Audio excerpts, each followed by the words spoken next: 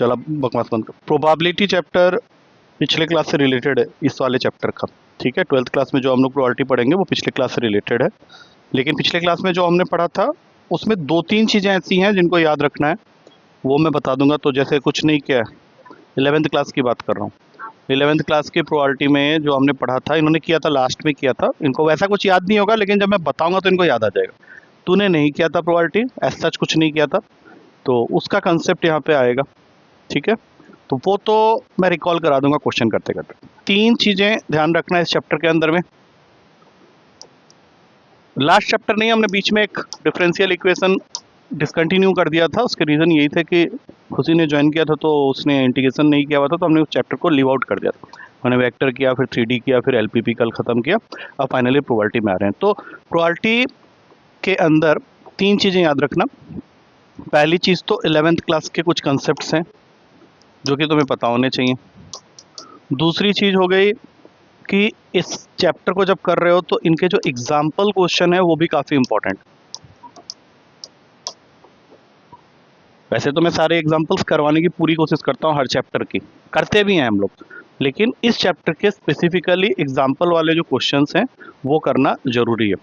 और अगर तुम एग्जाम्पल के क्वेश्चंस को कर लोगे तो एक्सरसाइज के क्वेश्चंस को हाफ सॉल्व तुम उसी समय कर सकते हो।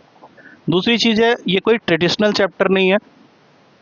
ट्रेडिशनल का मतलब होता है कि तुम फॉर्मूला लगा रहे हो, प्रोक्सी वहीं बैठ जाना, वो ज़्यादा सही रहेगा, क्योंकि वहाँ से विजिबिलिटी बढ़िया है, टैब आ जाएगा बीच में। बैठ जाओ, खुल जाओ, थोड़ा सा साइड हो जाओ, चेयर को थोड़ा साइड कर लो, खुल के बैठ जाओ। इसमें क्या होगा कि तुमको चैप्टर के क्वेश्चन को पढ़ के डिसाइड करना पड़ेगा। ऐसे में क्या होता है कि जैसे मैं बोल देता हूँ ये रहा ए वेक्टर, ये रहा बी वेक्टर, इसका डॉट कर लो, इसका मैग्नीट्यूड निकाल लो, ये वो चैप्टर ही नहीं है। ये वो चैप्टर ही नहीं है जहाँ पे तुमको इतना डायरेक्ट चीज़ें मिलेंगी। यहाँ पे क्या है, इंग्लिश में तुम्हारा कमांड अच्छा होना चाहिए, वहाँ मैथ्स काम करता है। जब ए बी इंटीग्रेशन में इंग्लिश का क्या काम। मान लो मैं यहाँ पे एक इंटीग्रेशन का क्वेश्चन नहीं लिख दिया, डेरिवेटिव का क्वेश्चन लिख दिया, तो इसमें इंग्लिश का कोई ज़रूरत नहीं है, यहाँ मेथड काम करता है। यहाँ पे इंग्लिश भी तुम्हारा स्ट्रांग होना चाहिए। तो ये 4 चीज़ें को ध्यान में रख के हम लोग का ये चैप्टर स्टार्ट होगा, और उसमें ये याद रखना इंग्लिश बढ़िया होना चाहिए, बोलने वाला नहीं, समझने वाला। तो जो लोग इंग्लिश की किताबें ज़्यादा पढ़ते हैं, अपने आप को इंग्लिश में थोड़ा तेज समझते हैं, सारे ही हो तुम लोग, तो उसमें ध्यान रखना कि ये इंग्लिश यहाँ पे यूज़ करना है। इंग्लिश वैसा वाला इंग्लिश नहीं चाहिए। क्या तुम क्वेश्चन बोलोगे, मैं बोलूँगा इसका मतलब ये निकल रहा है, तुम बोलोगे नहीं नहीं इसका मतलब तो ये निकल रहा है, भैया तुम गलत हो। फिर अगर तुम मेरे से डिफर कर गए वहाँ पे, इसका मतलब है कि तुम गलत सोच रहे हो, कुछ क्वेश्चन का मतलब वो है ही नहीं, ठीक है। अच्छा, प्रोबेबिलिटी 10th क्लास में तो पढ़ा था, मैं रीचेकिंग के लिए डलवा दूंगा मैं तेरा कॉपी। 10th क्लास तक की तो प्रोबेबिलिटी, 9th क्लास में जो प्रोबेबिलिटी हमने पढ़ी थी वो तो बहुत सिंपल थी, बहुत सिंपल थी। तो ये याद रखना कि प्रोबेबिलिटी में हमेशा एक ही फॉर्मूला यूज़ होता है। क्या है वो? ऊपर होता है और नीचे होता है, क्या होता है? Total number of possible outcomes, और ऊपर होता है फेवरेबल आउटकम जो तुमको चाहिए। जैसे मान लो बहुत सारे बच्चे हैं, बहुत सारे लड़के हैं, उनमें से जो तुम्हारा लाइफ पार्टनर होगा वो एक ही होगा। अगर तुम इंडिया में रह रहे हो और हिंदू हो तो क्या होगा? एक ही होगा, है ना। जिससे मैरिज होगी वो तो एक ही होगा ना। अभी तक कोई लॉ अभी तक पास नहीं हुआ है हिंदू एक्ट के अंदर, मैरिज एक्ट के अंदर, जिसमें तुम हिंदुओं को अलाउड हो कि वो एक से ज़्यादा बाइगेमी, ट्राइगेमी, पॉलीगेमी में जा सके। ऐसा नहीं है। पॉलीगेमी क्या, बहुत अच्छा, ठीक है चुप। ये सब पता है। अब मैं पूछूं एक क्वेश्चन, ये पता है जो कि इस चैप्टर में बहुत ज़्यादा यूज होगा, म्यूचुअली हाँ बताया था पिछले साल का, म्यूचुअली एक्सक्लूसिव इवेंट। तुम भी अभी क्लास में चल रहा था तो ये बार बार सर बोल रहे होंगे बीच बीच में, तो ये सब ये पता होना चाहिए। बाइगेमी जान के मैं क्या कर लूंगा? ना तो मुझे ये करना है, ना कोई फायदा है। हाँ वो जो भी है, what ever what ever what ever, ठीक है। इसको छोड़ दो, इसको भूल जाओ, इसको पकड़ लो। अच्छा, म्यूचुअल वर्ड तो बहुत प्यारा वर्ड है, ठीक है। ऐसे दो वर्ड के साथ, अच्छा कंडीशन वर्ड कैसा लगता है? लेकिन इस चैप्टर में भी पहली एक्सरसाइज में ही यूज़ होगा, क्योंकि उसके जितने भी क्वेश्चंस हैं वो कंडीशनल प्रोबेबिलिटी पे है, कंडीशनल प्रोबेबिलिटी, ठीक है। चलो प्रोबेबिलिटी को हम लोग ऐसे करते हैं। 10th क्लास का एक रिकैप कर लेते हैं पहले, जल्दी जल्दी, ज़्यादा टाइम नहीं वेस्ट करेंगे। एक कॉइन को उछालते हो तो कितने सैंपल पॉइंट्स आते हैं? 2। 2 कॉइन को उछाला तो, 3 को उछाला तो, कॉन्फिडेंटली गलत आंसर देता है। लिख सकते हो 8 को, कुछ एक तरीका मैंने बताया होगा तुम लोग को। वैसे तो फिर बूढ़े हो जाओगे लिखते लिखते। एक तरीका होता है, जैसे अभी क्वेश्चंस करते समय जरूरत पड़ेगी, इसलिए इसका तुम लोग को एक रफ दे रहा हूँ। 4 4 बार, 4 बार हेड, 4 बार टेल। अभी सुनो, अभी अभी कुछ लिखना मत। Double head double tail, double head double tail, और फिर हेड टेल को अल्टरनेट कर।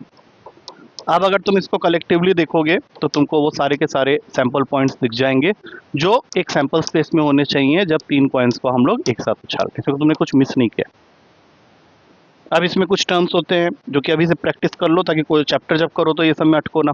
जैसे अगर मैं यहाँ पे एक क्वेश्चन बना दूँ, what is the probability of getting at least 1 head, तो इतना तो कंफर्म है कि नीचे 8 आएगा। एटलीस्ट 1 हेड का क्या मतलब होता है? क्या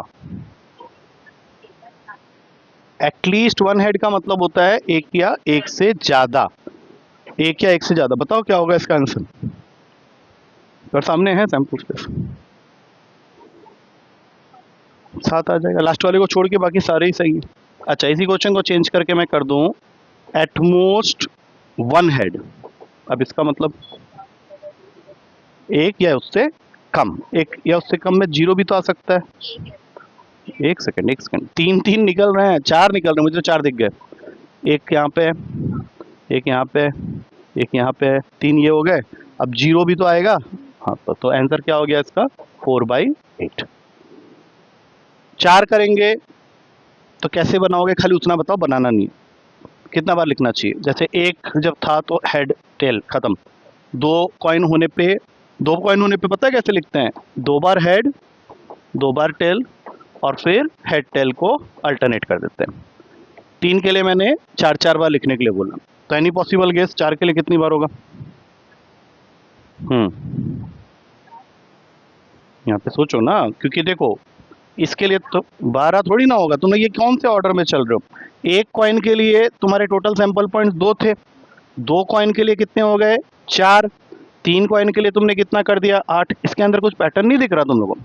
क्या 2 की पावर में n, 3 और 4, 4 हो गया तो 16 होगा। तो अब सोचो कि अगर 16 होगा तो हम लोग कितनी बार हेड और कितनी बार टेल को लिखेंगे स्टार्टिंग वाले रो में, कॉलम में? 8 बार भाई, 8 बार हेड, 8 बार टेल। फिर उसके बाद क्या करेंगे? बोलो ये क्या? 2 बार नहीं, 4 बार हेड, 4 बार टेल, फिर 2 बार हेड, 2 बार टेल, और फिर हेड टेल अल्टरनेट करोगे, तब जाके उसका सैंपल स्पेस तुमको मिल जाए।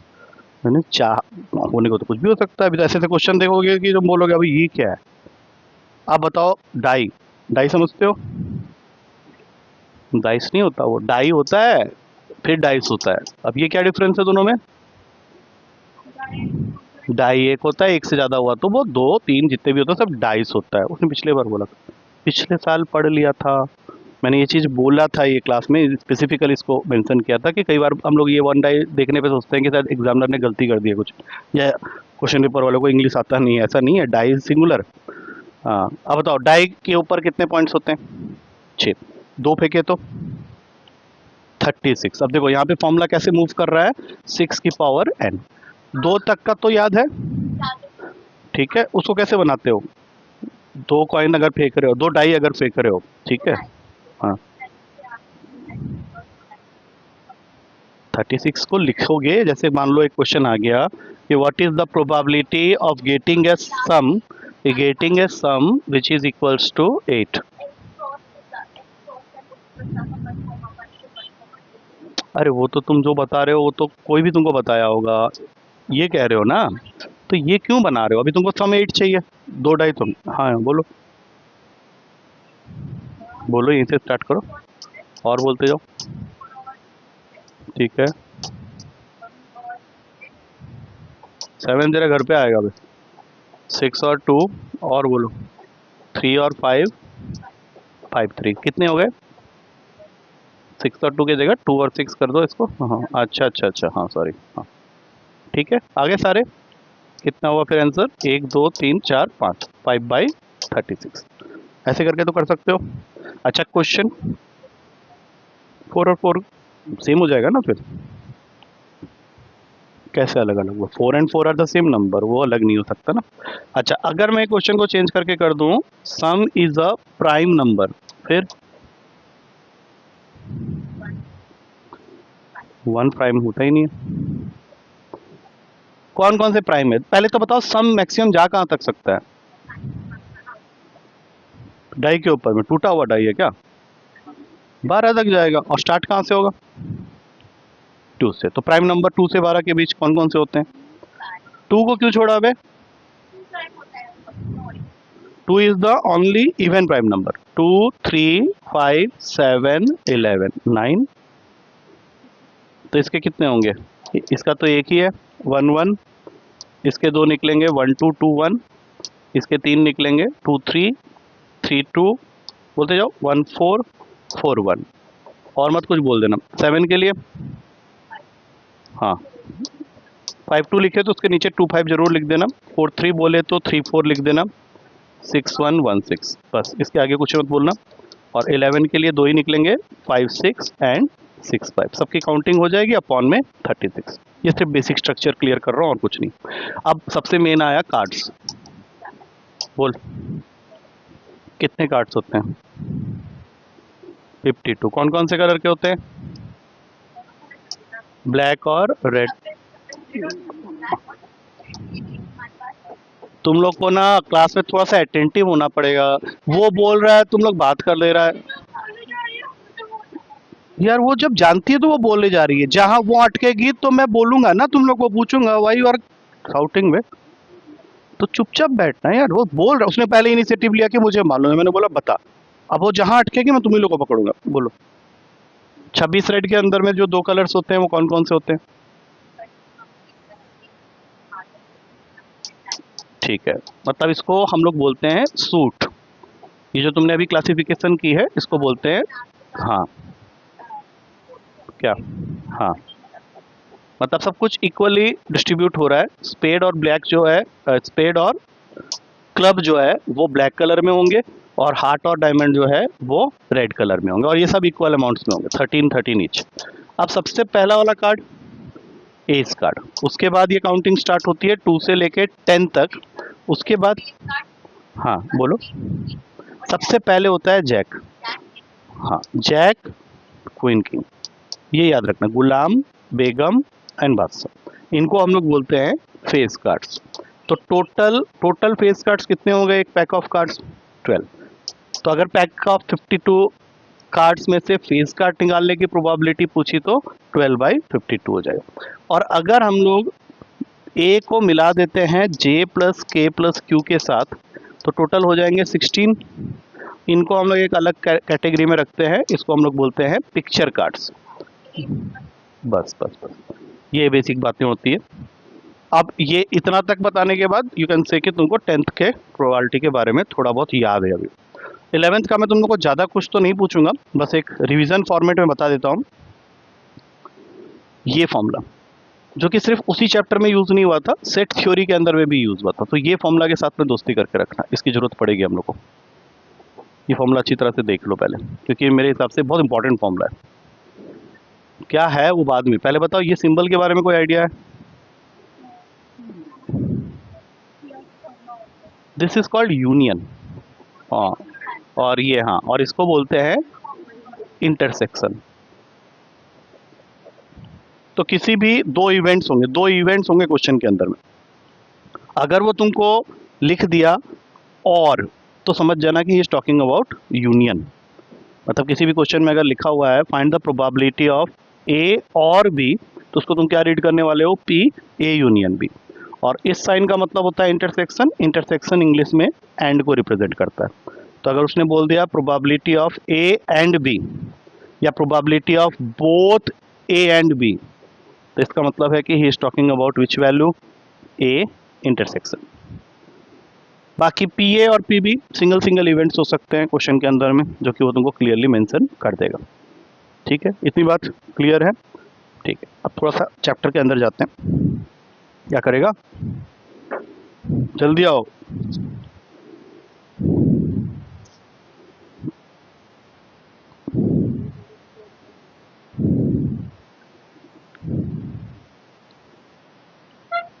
हेडिंग डाल दो पहले, अब यहाँ से लिखने का काम स्टार्ट करो। इस चैप्टर की स्टार्टिंग में सबसे पहला एक्सरसाइज जो है वो है कंडीशनल प्रोबेबिलिटी। तो पहले हेडिंग डाल दो कंडीशनल प्रोबेबिलिटी।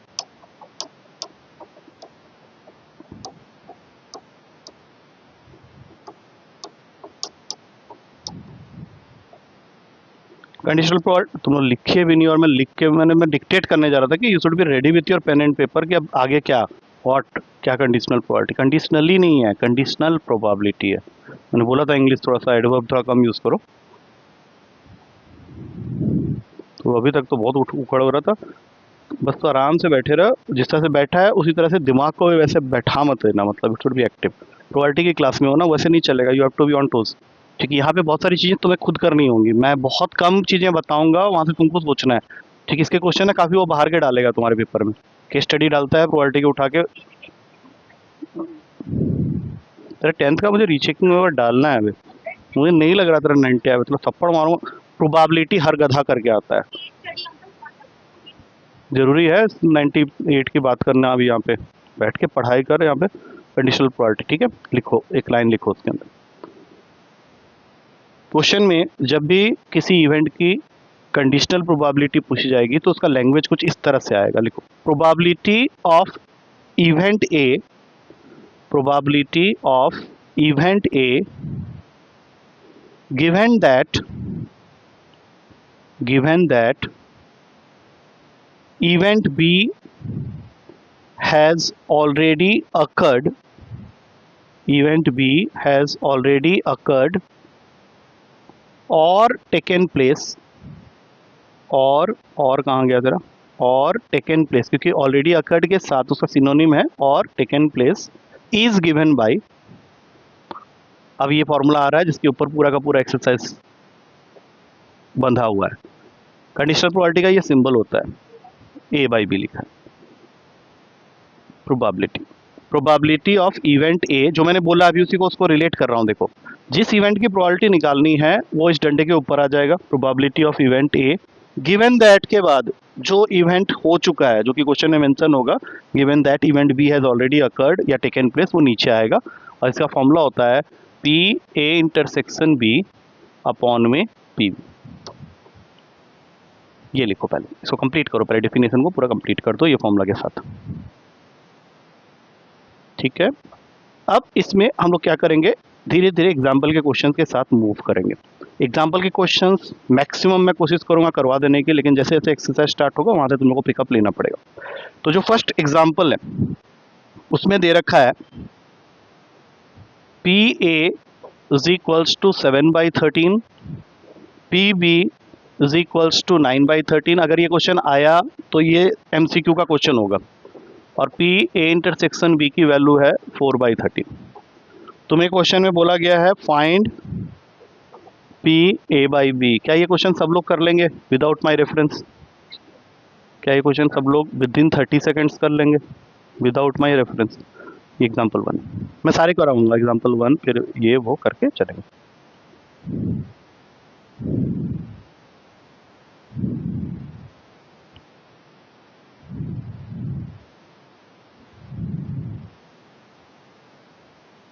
फोर बाई 9 लाने में 30 सेकेंड से ज़्यादा टाइम लगना नहीं चाहिए, बिकॉज वी ऑल नो कि इसका फॉर्मूला होता है P A intersection B upon P B, और उसने पूरा डायरेक्टली दिया हुआ है। तो पी इंटरसेक्शन बी की वैल्यू ऑलरेडी 4/13 है और ये 9/13 है।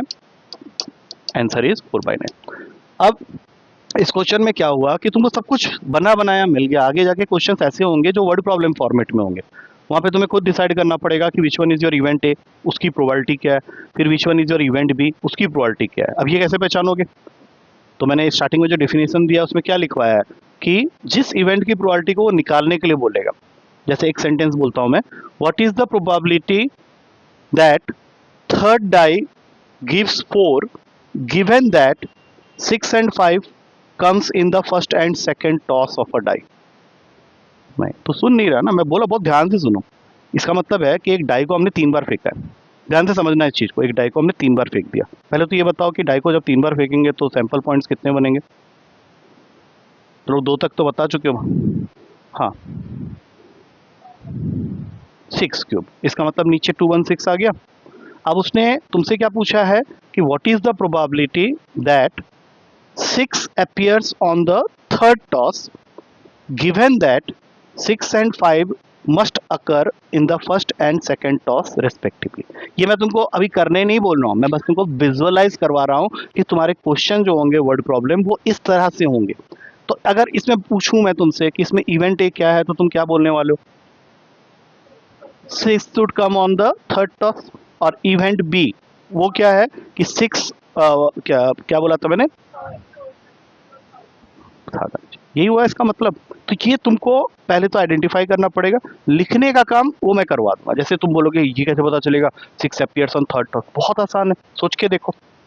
अब मैं तुमको ये क्वेश्चन को तोड़ दिया हूँ, मेरा क्वेश्चन सिर्फ एक ही है कि 3 डाई को तुमने फेंका और तुम चाहते हो कि 6 आना चाहिए कौन से टॉस पे? Third toss. कितने?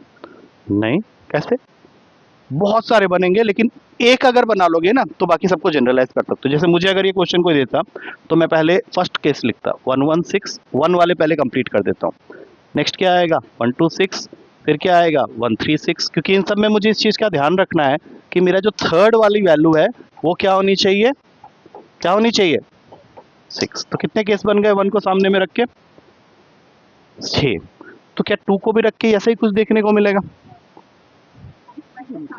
मैंने क्या बोला था कि 6 should appear on the third toss. पहले 2 के बारे में मैंने कोई बात अभी की ही नहीं है, तो 1 को लेके इतनी पॉसिबिलिटी तो बनी गई ना। हाँ, और 2 को लेके कितने बन सकते हैं? तो 6 को लेके कितने बनेंगे? 6 और, तो 6 नंबर हैं, हर किसी के अगर 6 केस बने तो कितने हो गए? 36। तो तुम्हारा जो पी ए है जिसमें तुमने पूछा गया है 36/216। क्या सबके 6 केस बने तो टोटल केस कितने बन गए? 36। खाली पूछा है, हाँ बस बस। और इसी के अंदर अगर हम लोग ट्विस्ट एंड टर्न करेंगे तो धीरे धीरे करेंगे। तो अभी मैं वो सिर्फ एक विजुअलाइजेशन तुमको दे रहा था। अब लिखो अच्छा क्वेश्चन, देखो। A family has 2 children. अब यहाँ से उसने स्टार्ट कर दिया क्वेश्चन, ठीक है ना। A family has 2 children, what is the probability, what is the probability that both the children are boys, both the children are boys, given that both the children are boys, given that at least one of them is a boy, given that at least one of them is a boy, at least one of them is a boy। अभी हो सकता है तुम लोग को भी थोड़ा सा टफ लगेगा, इसलिए एकदम आराम से देखो क्या करना है। हाँ, एग्जाम्पल 2 है ये। सबसे पहला काम सैंपल स्पेस। टीचर ये देख के ही समझ जाएगा कि अच्छे बच्चे का कॉपी चेक कर रहे हैं। अगर तुमने इस क्वेश्चन में सीधा स्टार्ट किया पी ए पी बी तो वो समझ जाएगा कि ये ज़्यादा पागल आदमी है। सैंपल स्पेस, एक फैमिली में 2 बच्चे होने चाहिए, क्या क्या हो सकते हैं बोलो? एक तरफ से कॉइन वाला ही केस है ये, इसको छोड़ के कुछ और बना सकते हो क्या?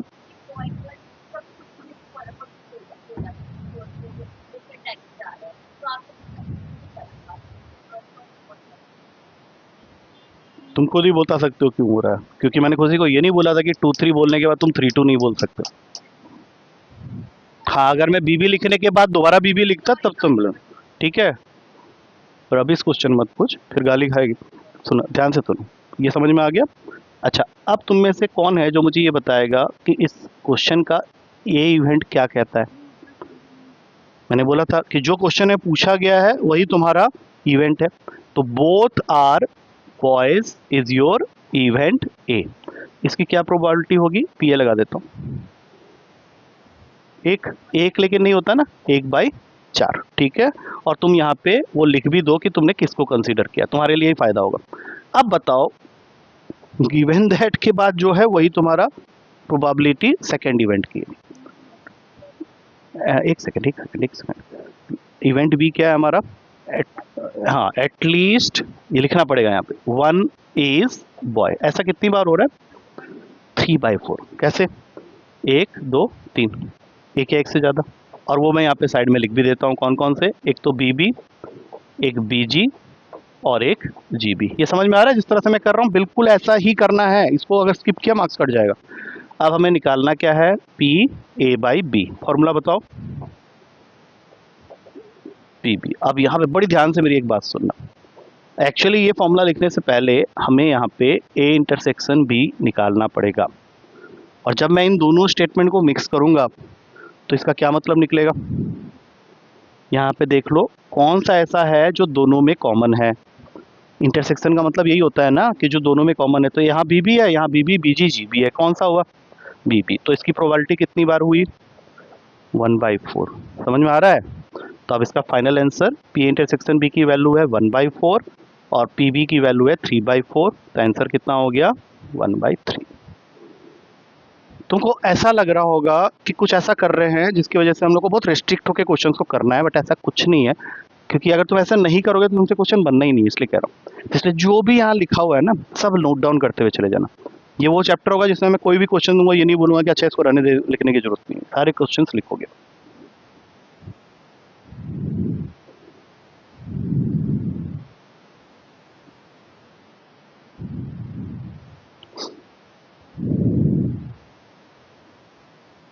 आप क्लास के बाद बताएगा, नहीं तो मार खाएगा अभी।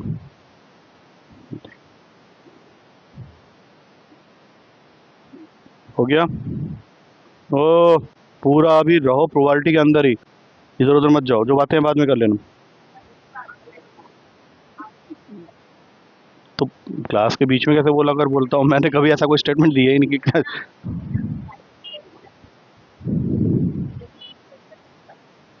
वाह तुझसे पूछ रही है क्या तेरे अंदर उसने देखा हुए, क्या क्यूटनेस देख लिया तेरे अंदर वो। फिर तूने बता दिया उसको जैसे जैसे।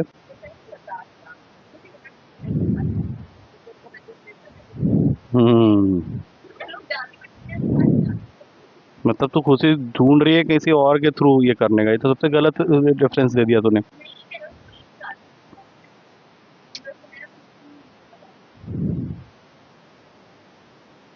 मैंने तो नहीं किया है भाई, और ये बिल्कुल सील्ड पैक था, तेरे सामने का सील खुल के तुझे मिल रहा है। ये तूने पेन मारा है अभी। हो गया। पहले ये बताओ फर्स्ट 2 क्वेश्चन समझ में आ गए हैं, क्योंकि एक पॉइंट आएगा जब मैं खुद ही बोलूंगा कि अब ये क्वेश्चन तुम लोग खुद ही करो। अभी वो पॉइंट आया नहीं।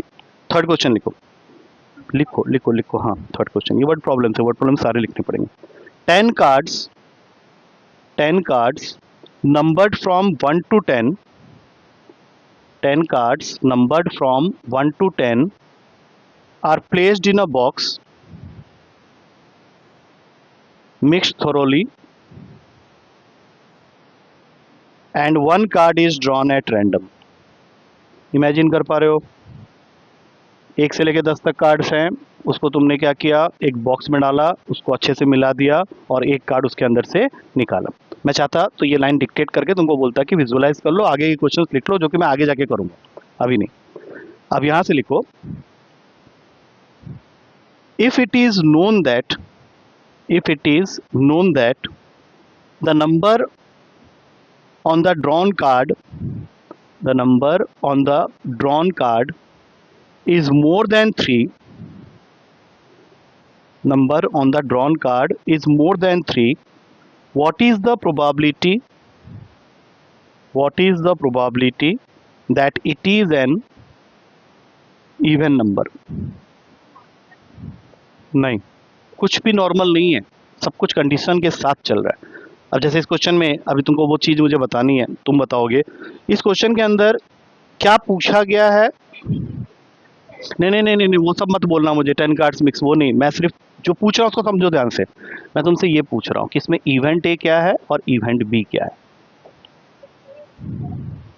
हाँ क्या पूछ, हाँ तो इवेंट ए है इवन नंबर बाद में, और इवेंट बी क्या है, number should be greater than 3। ठीक है ठीक है। अब मुझे बताओ इवन नंबर 1 से लेके 10 तक के अंदर में, क्योंकि तुम्हारे कार्ड्स की नंबरिंग 1 से वो लिखना पड़ेगा 2 4 6 8, क्यों 10 से दुश्मनी है, ये भी तो है। ठीक है, उस लास्ट लाइन को पढ़ो एक बार। It is known that is equivalent to it is given that. मैंने क्या बोला था, गिवन दैट के बाद जो भी होता है वो डंडे के नीचे, और जो पूछा जाता है लास्ट लाइन तक पढ़ना है। व्हाट इज के बाद जो भी पूछा गया है वो तुम्हारा ए है। डंडे के ऊपर वाला, गिवन दैट के बाद, नोन दैट के बाद जो भी होगा वो बी है। नंबर ग्रेटर देन 3 कौन कौन से होते हैं 10 के अंदर? 10 के अंदर इंक्लूडिंग 10, 4 5 6 7 8 9 10। अब मैं यहाँ पे एक छोटा सा क्वेश्चन पूछ रहा हूँ, इसकी प्रोबेबिलिटी बता सकते हो? अब मैं यहाँ पी ए लगा दे रहा हूँ जल्दी, कितना? क्योंकि 5 वैल्यूज हैं तो ये 1/2 हो गया, एनी डाउट? और पी बी कितना होगा? कितने हैं टोटल? 7 है तो 3/5, 7/10, छोड़ दो इसको। अब मुझे एक चीज़ बताओ, क्या ए इंटरसेक्शन बी को गेस कर पा रहे हो यहाँ पे? मतलब उसको ऐसे इवन नंबर चाहिए जो ग्रेटर देन 3 हैं। कौन? 4 6 8 10, कितने हो गए? 4/10। हमें क्वेश्चन में जो निकालना है क्या वो पी ए बाई बी है, और इसका फॉर्मूला हमने ऑलरेडी पढ़ा हुआ है, P A intersection B upon P B. क्या तुम्हारे पास दोनों वैल्यूज आ चुकी हैं? तो 4/10 अपॉन आंसर इज 4/7। बोलो कितना समझ में आ रहा है? देखो, तुम एमसीक्यू में आएगा तो तुम क्या करोगे वो तुम्हारे ऊपर है, बस तुम्हारा आंसर सही होना चाहिए। और इसी के लिए कमिंग वीक में कोई भी एक दिन ऐसा होगा जिसमें जो जो चैप्टर्स में तुम लोग को हमेशा पूरा दे देता हूँ ना कि हाँ ये करके आना है, ये पूरा, इस बार 50 क्वेश्चन सिर्फ एमसीक्यू के होंगे।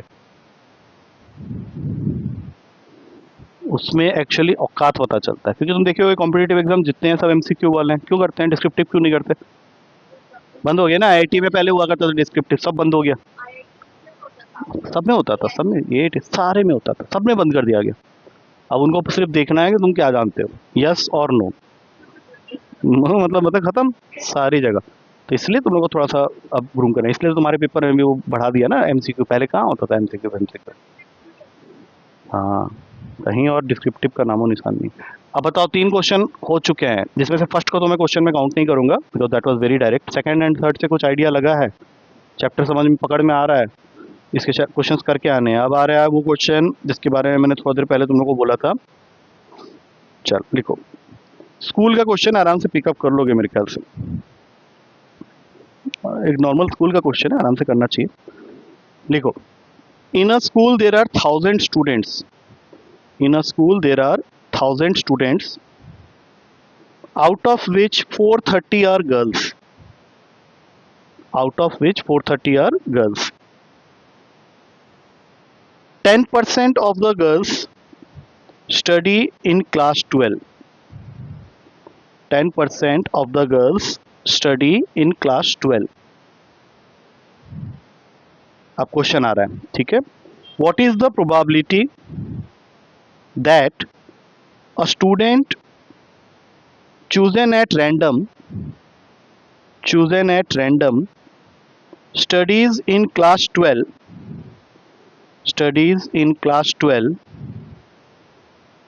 given that chosen student is a girl, given that chosen student is a girl। अगर मैं क्वेश्चन तुम लोग खुद बोलूं करने के लिए, तो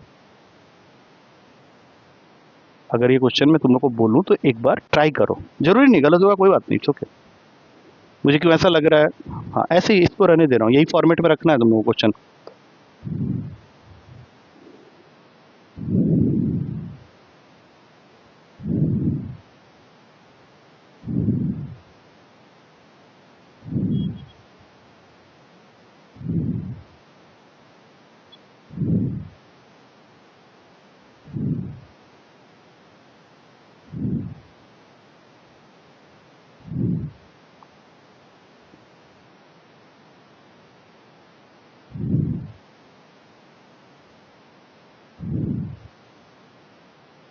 यूनियन नहीं है वो, इंटरसेक्शन। जीरो कैसे बे? गर्ल्स तो गर्ल्स हैं और 12वीं का गर्ल्स गर्ल्स ही हुए ना, कुछ तो कॉमन वैल्यू आएगी, ऐसे कैसे हो जाएगा?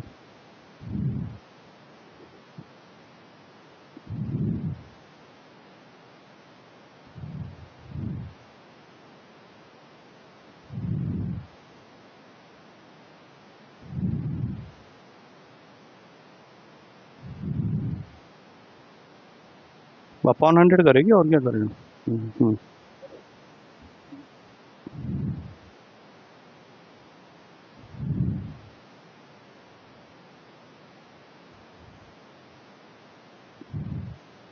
1 तो होगा नहीं, तुझे भी पता है। कोई बात नहीं, तू कर रहा है वो बहुत बड़ी चीज़ है, लेकिन वही है कि जो गलती कर रहा है वो भी जानना बहुत ज़रूरी है। छोड़ देना, रहने दे, तुमने दिमाग से पूछ, तुझे मिल जाएगा आंसर, तेरे अंदर ही है आंसर, तेरे अंदर छुपा हुआ है।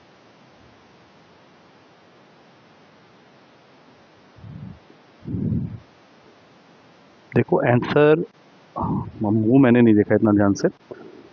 आंसर तुम फ्रैक्शन में भी दे सकते हो, पॉइंट में भी दे सकते हो, क्योंकि इसका आंसर फ्रैक्शन और पॉइंट में एक्सप्रेसिबल है, 1 नहीं है इसका आंसर, मैं ये बता दूं। हाँ हाँ, बस वही बोल रहा हूँ।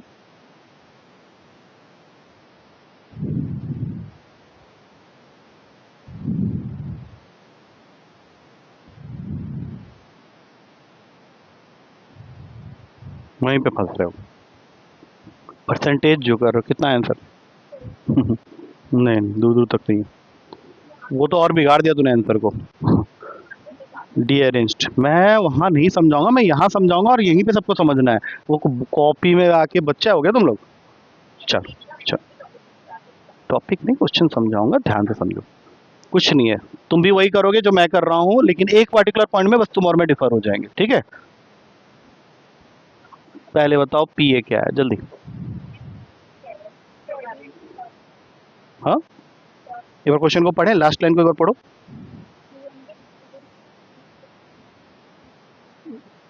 पूरा पढ़ो ना, लास्ट लाइन पूरा पढ़ो। What sell, find the sell पढ़ो। नैना तेरा, नैना एक जन पढ़ो, कौन पढ़ रहा है? पढ़।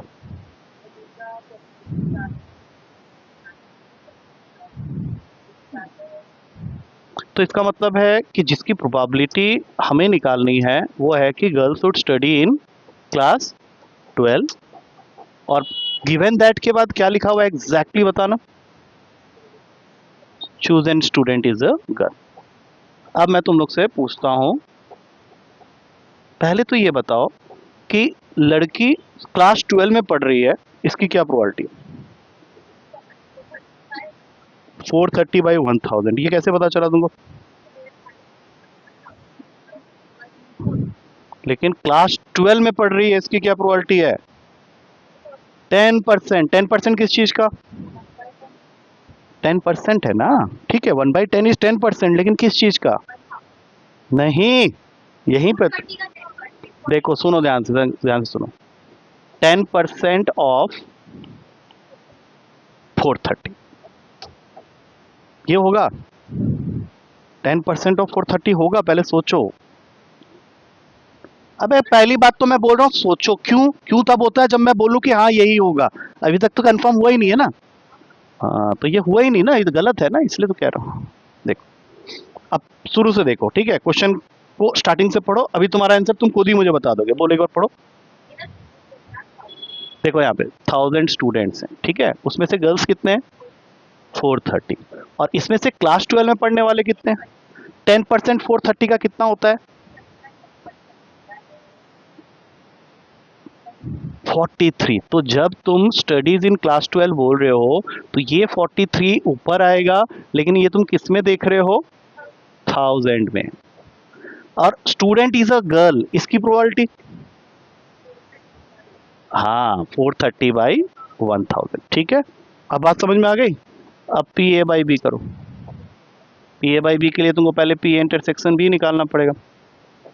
अब बताओ पी ए इंटरसेक्शन बी की वैल्यू क्या है? मतलब देखो इसको एक सेकंड है ना, क्या बोल रहे हो, देखो यहाँ पे ध्यान से, दोनों को कंबाइन करके जरा इंग्लिश अपना स्ट्रांग बताना। मतलब तुम चाहते हो कि एक ऐसी लड़की मिले जो क्लास 12 में पढ़ रही हो, उसकी क्या प्रोबेबिलिटी निकाली है तुमने?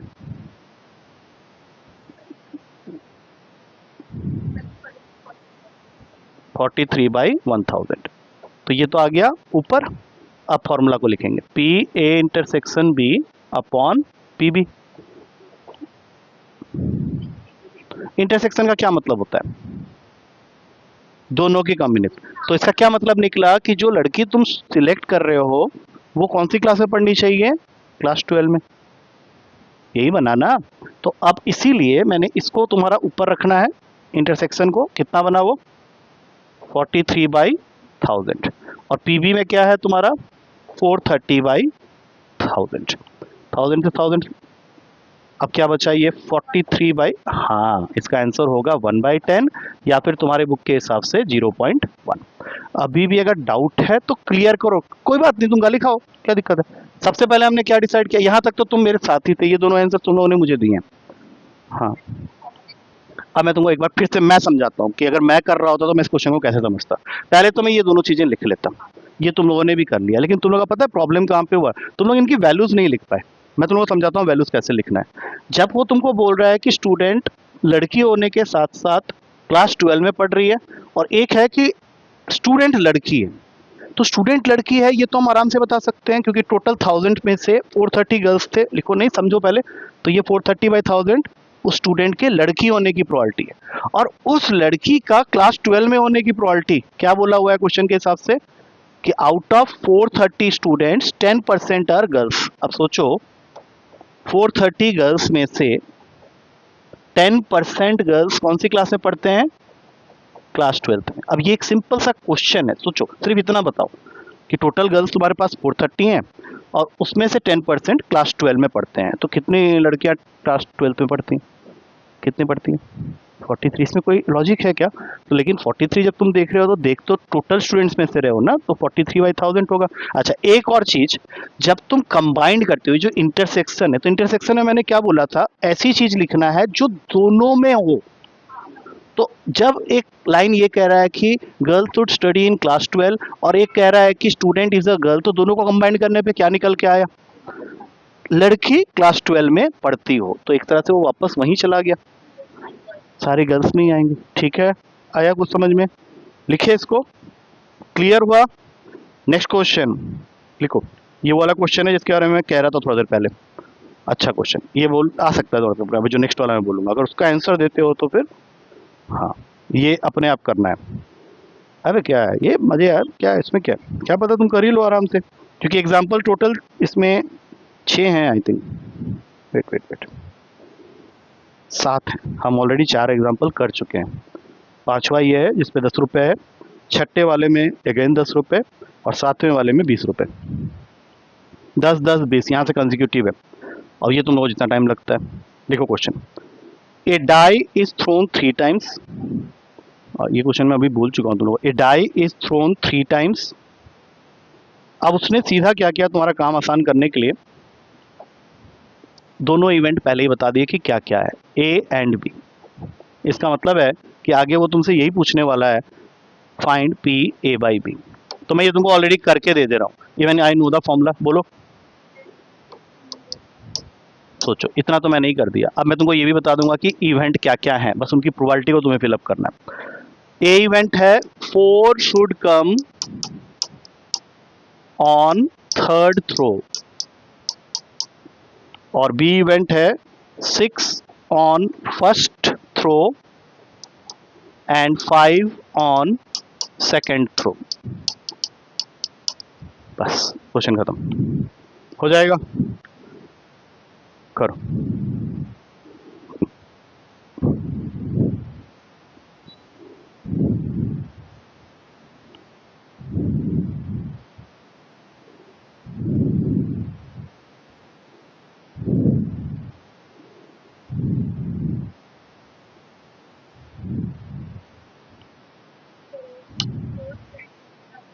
बिल्कुल, 4 should come on third throw लिखा हुआ, और इसका क्या मतलब होगा, तुम लोग को इसके अंदर एक ए इंटरसेक्शन बी भी लिखना पड़ेगा, तभी जाके क्वेश्चन आगे बढ़ेगा, इसलिए मैं यहाँ पे ए इंटरसेक्शन बी के, हाँ हाँ रेस्पेक्टिवली, जब उसने फर्स्ट एंड सेकंड बोल ही दिया तो रेस्पेक्टिवली लगाना जरूरी नहीं है।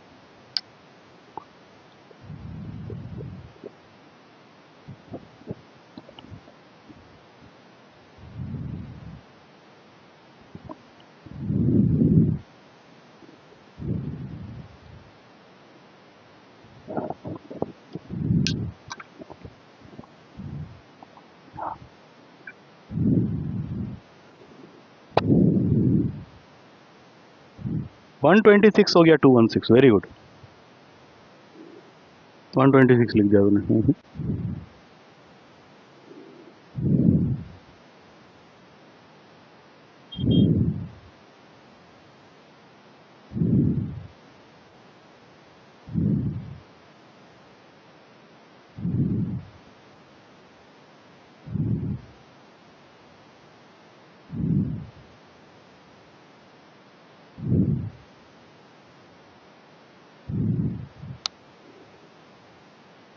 9 1/9 क्या बोल रहे हैं?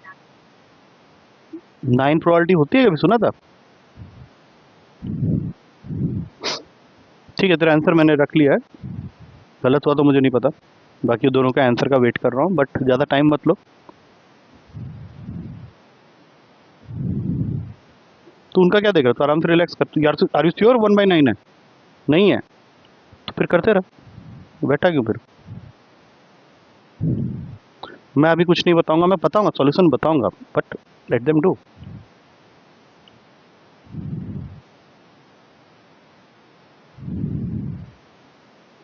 दोनों को मिक्स कर दे। मिक्स करने का मतलब होता है इंग्लिश में मिक्स करो। What is the meaning of A intersection? Common क्या है इसका? हाँ, कॉमन कॉमन कॉमन दोनों को मिला के पढ़ो। दोनों को मिला के जब पढ़ोगे तो क्या पढ़ोगे?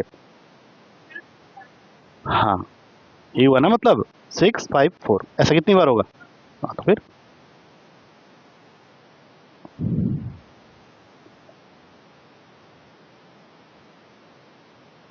प्रोबेबिलिटी 36 कैसे हो सकती है बच्चे? 1 से ज़्यादा होती नहीं प्रोबेबिलिटी।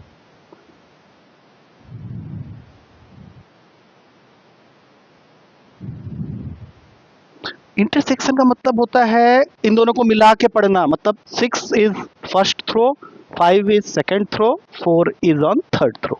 तो ऐसा तो एक ही बार होगा, 6 5 4। बाप रे, तेरा नीचे वाला वैल्यू हमेशा इतना ज़्यादा हो जाता है कि सुनने से पहले ही बताया गलत है। नहीं होगा। चल, तेरा कितना आया एनी? चल, चलो कोई नहीं। 36 कैसे हुआ? अभी तो बताया था कि 216 आता है नीचे। चल एनी आओ, एनी आओ, एनी आओ। हाँ, काट के बता फाइनल आंसर कितना आया। फाइनल तेरा आंसर बता, बस छोड़।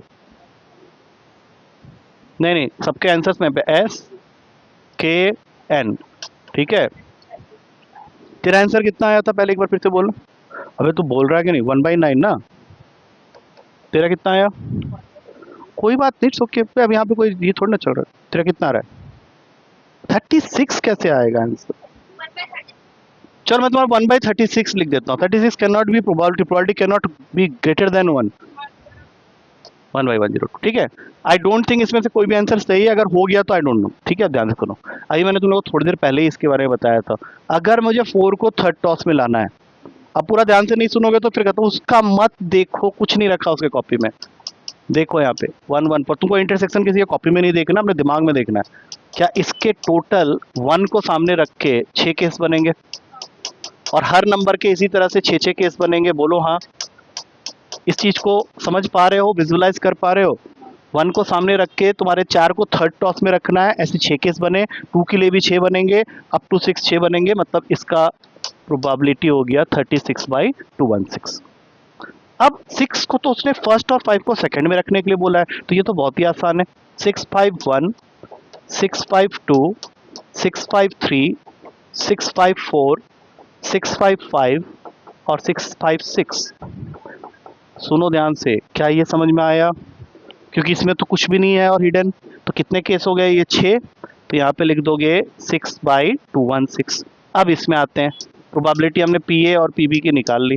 अब जब मैं कह रहा हूँ कि इंग्लिश के हिसाब से इसको कंबाइन करके पढ़ो, तो कंबाइन करके जब पढ़ोगे तो इसके अंदर क्या है कि 6 फर्स्ट टॉस में आना चाहिए, 5 सेकंड टॉस में आना चाहिए और 4 थर्ड टॉस में आना चाहिए। जो मैं बोल रहा हूँ उसी को लिख लो। 6 फर्स्ट टॉस में आना चाहिए, 5 सेकंड टॉस में आना चाहिए और 4 थर्ड टॉस में आना चाहिए। तुम्हारा केस एक ही तो बना। तो यहाँ पे क्या लिखोगे? 1/216। अब अपने फॉर्मूलेस में आ जाओ। अब ऊपर आ गया 1/, नहीं 1 नहीं, अपॉन प्रोबेबिलिटी। हाँ, तो बस अब सही हो गया है, ये दोनों कट गए। Answer is 1/6। नहीं, अब बताओ पहले ये समझ में आया क्योंकि ऐसा एक क्वेश्चन एक्सरसाइज में भी आएगा, तो करा था तुमने वहाँ पे एक्चुअली क्या क्या? हमें समझ गया तुमने यहाँ 1 लिख दिया और फिर इसको ऊपर कर दिया। हाँ बस बस, ठीक है, तो समझ में आ रहा है इसका मतलब, कोई बात नहीं। अब आ रहे हैं नेक्स्ट, अगेन 10 रुपीज कमाने के चांसेस। ठीक है, 6 एग्जाम्पल 6 लिखो। ए डाई इज थ्रोन ट्वाइस। चलो कम कर दिया मैंने, 3 बार नहीं फेंक रहा हूँ। A die is thrown twice and sum of the numbers on the two dice is 6. Sum of the numbers on the two dice is 6. What is the probability that what is the probability that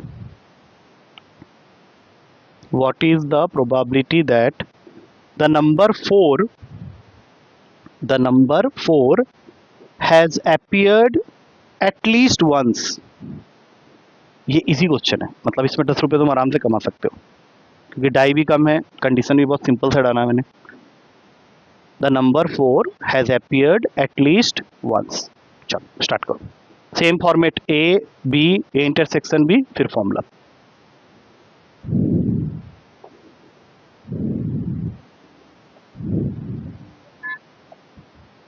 हाँ हाँ, जो पूछा जाता है वो ए है, जो condition डाली जाती है वो बी होती है, ए इंटरसेक्शन बी हमें निकालना होता है, और फिर फाइनली पी ए बाई।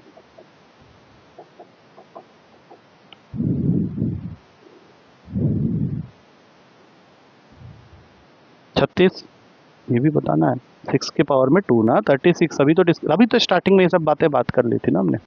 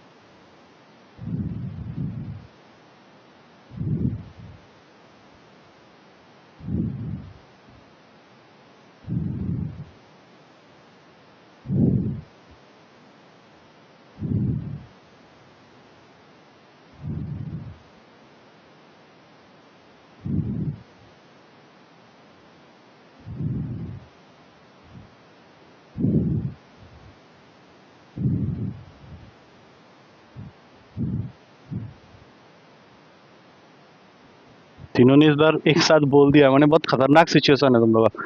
सो स्पर्श, खुशी, नैना, बोलो स्पर्श, खुशी। अरे तू 1/3। नैना, अब मैं बिना आंसर देखे हुए पहले करूंगा ताकि तुम्हें पता चले कि क्या सही है क्या गलत है। क्या हो सकता है किसी एक का सही हो सकता है तीनों का अगेन गलत हो जाए, ठीक है। सबसे पहले मुझे ये बताओ कि ए इवेंट क्या है इस क्वेश्चन में।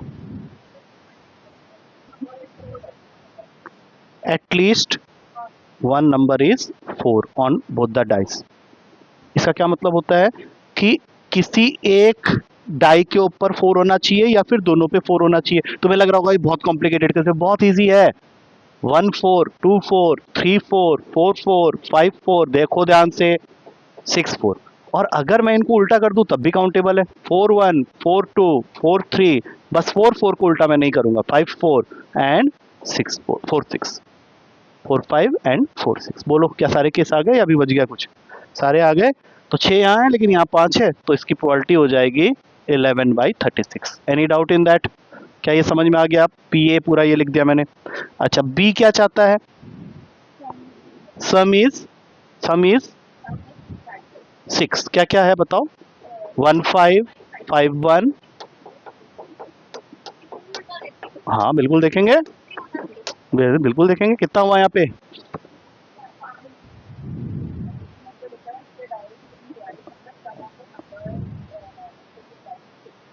तो that is your conditional, that is conditional. हाँ हाँ, तो that is what is asked in the question is your A, and what is given in the question is given that. Starting उसमें given that जो दी है वो given that है। अब हम लोग इसको मिक्स करेंगे क्योंकि ये हो गया तुम्हारा 5/36। दोनों को मिक्स करने का यहाँ पे मतलब हुआ कि इसका सैंपल पॉइंट तुम्हारे सामने है, इसका सैंपल पॉइंट तुम्हारे सामने है, तो मैं सिर्फ ये देखना है कि दोनों में कॉमन क्या है। बोलो क्या है दोनों में कॉमन? इसको छोड़ के और कुछ दिख रहा है क्या? 2 4 और 4 2 को छोड़ के वहां पे कुछ और दिख रहा है जो इसके साथ कॉमन बैठ रहा है? नहीं है। तो कितने केस बने? अब हाँ, अब फॉर्मूला में डालें इसको, P A intersection B upon P B. तो पी इंटरसेक्शन बी की जगह 2/36 और पी बी की जगह में 5/36। तो आंसर हो गया।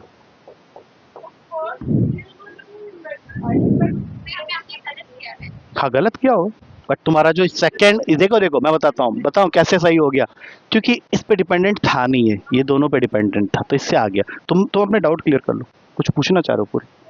हाँ, जब हम फर्स्ट लाइन को पढ़ेंगे ना, तब क्वेश्चन के बीच में अंदर क्या है उस समय नहीं देखेंगे। हाँ, ये याद रखना है। बाद में जब पी इंटरसेक्शन बी में जाएंगे तब हम लोग उसको मिक्स करेंगे। अगर हम पहले ही मिक्स कर देंगे तो फिर तो क्वेश्चन वहीं खत्म हो जाता है। तुम्हारा ये नीचे के दो से ही डिपेंड है, दोनों को मिल जाएंगे। कोई नहीं, डाउट क्लियर कर ले, कोई इशू नहीं है। ऐसी गलतियां मैं भी किया था, बहुत करते हैं, बहुत बच्चे करते हैं, कुछ नहीं है। लास्ट क्वेश्चन 20 रुपए का है ना, आई थिंक। मेरी क्वेश्चन थोड़ा सा अलग है। क्योंकि क्वेश्चन अगर अभी मैं बताऊंगा ना तुम लोग समझोगे नहीं। ठीक है, ओके, आज के लिए इतना काफी। ओ भैया तुम लोग की